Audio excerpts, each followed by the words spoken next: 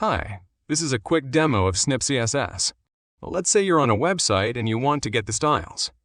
You think this is a cool design and you want to recreate this on your website. Well, if you have the SnipCSS extension installed, all you have to do is click the extension icon, select the section you want, and then click Run. Then it's going to get all the CSS, HTML, and images needed to recreate the design. After the QE pecks at the page, then it loads up the snippet inside the extension options. It has everything needed to recreate just that section. Now currently it isn't getting the responsive styles, but that is an option in the Pro version. So you can run it at multiple resolutions.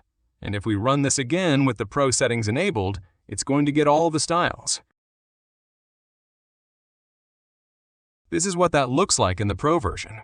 So then if you change the viewport, you could see that it adjusts and is responsive. That's because it collected all the media queries. SnipCSS works on any website. So for example, on medium.com, you can click any section. If you want to do the parent element, you click the little up icon until it selects the whole section you want. This one is going to take a while. After a while, it looks like this, and it's got all the articles and every section you selected.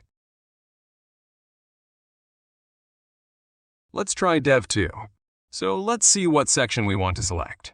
I like the top article, and if we wanted that on our website, we can snip it. This is what that looks like. It expands to the full width. If it's smaller, then it looks like the original. So that's a quick demo of SnipCSS. You can get snippets from any website. There are multiple options to scope or clean up the CSS. In a future video, I'll go over the templating and generative AI features. So try it out and let me know what you think.